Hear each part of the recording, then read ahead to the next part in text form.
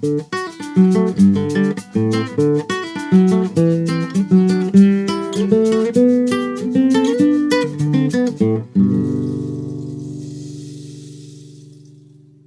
primer lugar, quiero agradecer a Félix, a Claxo, a Matías Bosch, a la Fundación Juan Bosch, que ha hecho posible que venga por primera vez a Cuba.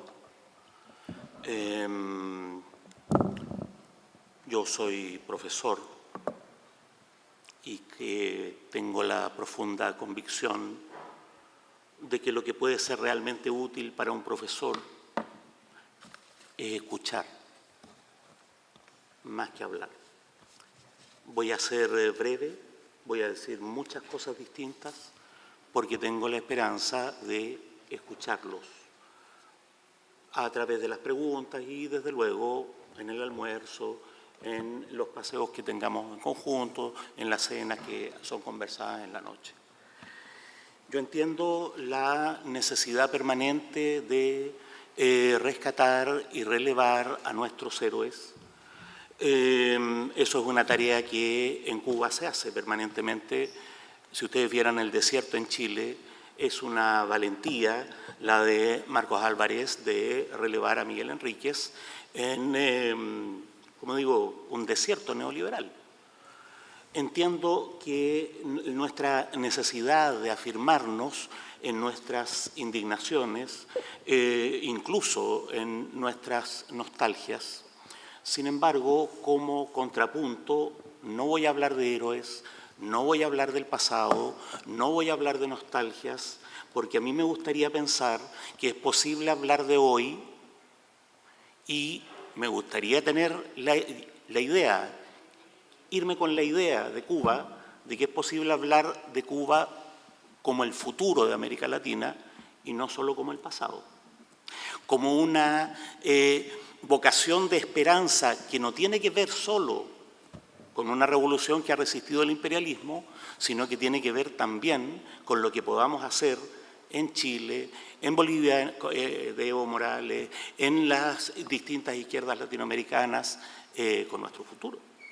Entonces yo voy a hablar de hoy día, no voy a hablar del pasado. Puede ser un contrapunto, ¿no?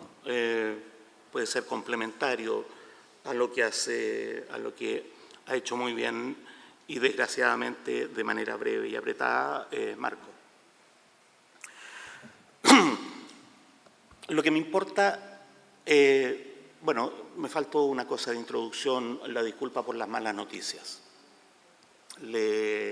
Existía la antigua costumbre, que espero que no tomen en serio, de matar al mensajero.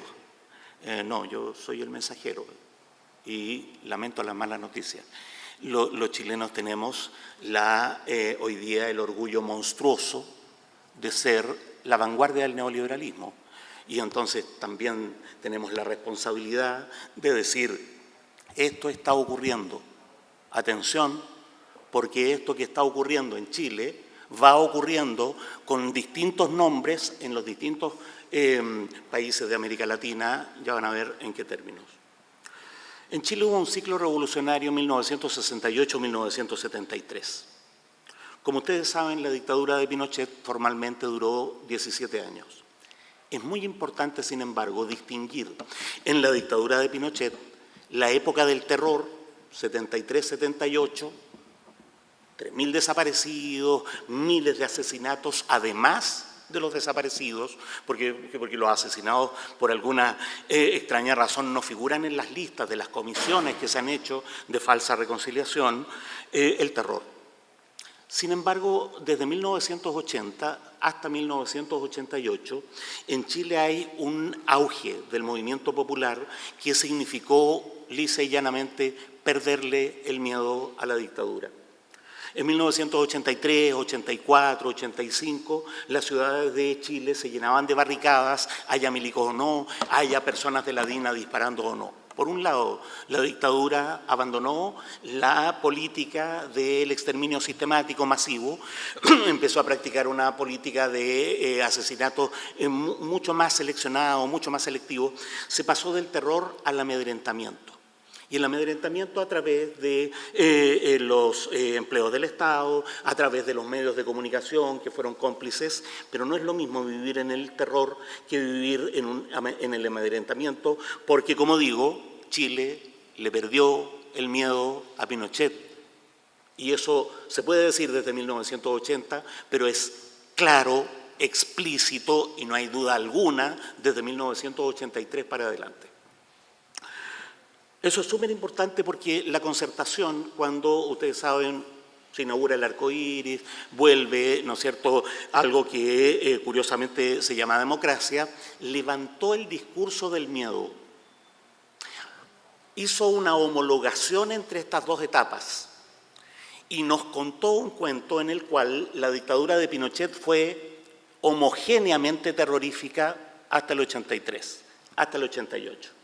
Y entonces, alguien que fue amedrentado el 86 dice: yo sufrí el terror de Pinochet, y no es lo mismo ser asesinado en la calle, ¿no es cierto?, como Miguel Enríquez, que ser amedrentado por teléfono. Hay una diferencia clara, les cuento.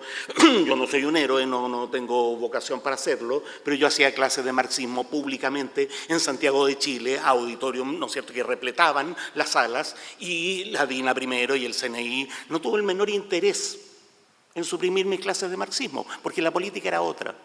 Cambió la política del exterminio, como digo, por la política del amedrentamiento, y el clima además era otro. El pueblo chileno cambió su precaución, su miedo debido al exterminio masivo, por una actitud abiertamente subversiva. Esto es importante porque yo creo que la clave de la vuelta a la democracia, eso hoy día no es un misterio decirlo, no es ningún misterio, la clave de la vuelta a la democracia en Chile es la continuidad del neoliberalismo. Y es muy importante asumir que esa continuidad del neoliberalismo se dio con una retórica socialdemócrata. Aquí se abre el arco iris, se hacen informes sobre desaparecidos y sobre asesinados, pero implacablemente se implementa el neoliberalismo, ¿no es cierto?, en todas las dimensiones de la sociedad.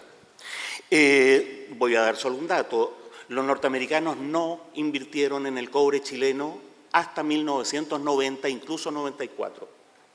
Mientras estuvo Pinochet, consideraron que no tenían garantía, que de pronto Pinochet iba a ser derrocado. El 90% de la inversión minera que se hizo en Chile, que ha terminado desnacionalizando el cobre chileno, se hizo en los gobiernos de Eduardo Frei Ruiz-Tagle y de Ricardo Lagos. Ricardo Lagos que pertenece desde luego al mismo partido que Salvador Allende.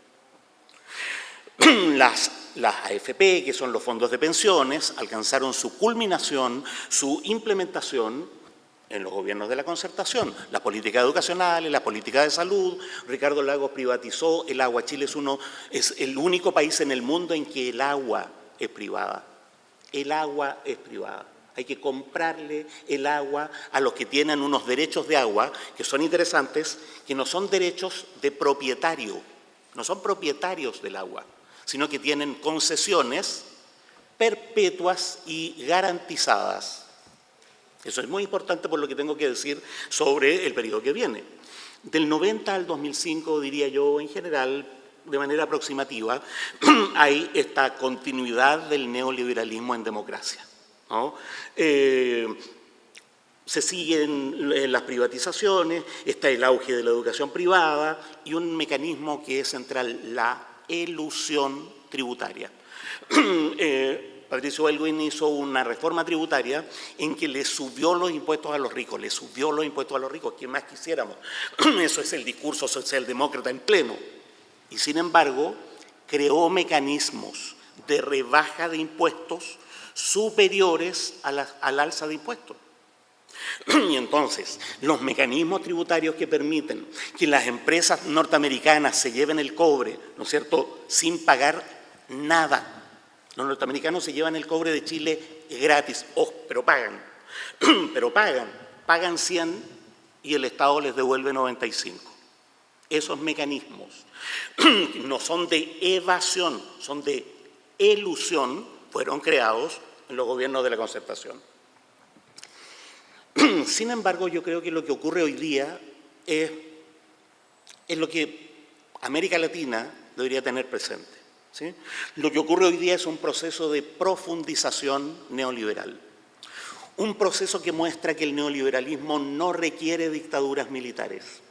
Ha sido implementado mucho más eficientemente en democracia y sobre todo administrado por partidos socialdemócratas. En España, ¿no es cierto?, PSOE español, Felipe González. Es Felipe González. En Argentina es Menem. No son los milicos los neoliberales en Argentina. Son los gobiernos que se llaman democráticos. Suma y sigue. El neoliberalismo no necesita una política de shock. No necesita una política de shock. En Chile se hizo la brutalidad. Con una escoba se barrió y se instalaron instituciones nuevas. En Europa, el neoliberalismo se aplica para los trabajadores que ingresan al mercado laboral y el estado de bienestar se mantiene para los trabajadores que quedan, en una apuesta de 20 años en que los beneficiarios del estado de bienestar se van a morir. Y entonces, me decían en Berlín, ¿no es cierto?, alguien, no, yo tengo las pensiones del estado de bienestar. Mi hijo tiene el trabajo precario que podría tener en Chile, en la India, ¿no es cierto?, que podría tener en este momento en China. La profundización del neoliberalismo pasa por una profundización de la precarización laboral. Les cuento, en Chile, en la época de Pinochet, se derogó el Código Laboral. No sé si se dan cuenta lo que significa eso. Chile fue durante 3 o 4 años un país en que no había ninguna ley laboral. Derogaron. Eso no se puede hacer en ningún país. Eso se puede hacer con Pinochet, pero no es necesario hacerlo. Lo que hay que hacer son sucesivas reformas laborales, microscópicas, con un lenguaje que promete 100 y descuenta 500.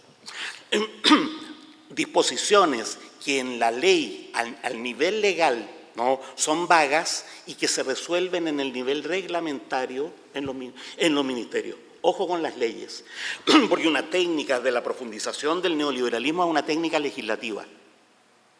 Es lo que en Chile se llama la letra chica de los contratos, ¿no? Leyes que prometen avances, que cumplen avances y que sin embargo en el 90% de la ley hay un retroceso profundo y en los artículos transitorios se introduce, ¿no es cierto?, la posibilidad de que por vía reglamentaria se diga lo contrario de la ley. El debilitamiento del derecho de huelga. En Chile se están fomentando los sindicatos, después que había habido la contracción sindical. ¿Por qué?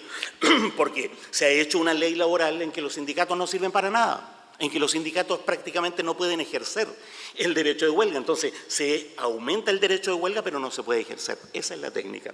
Profundización neoliberal significa introducir técnicas de administración neoliberal a los organismos y a las instituciones públicas.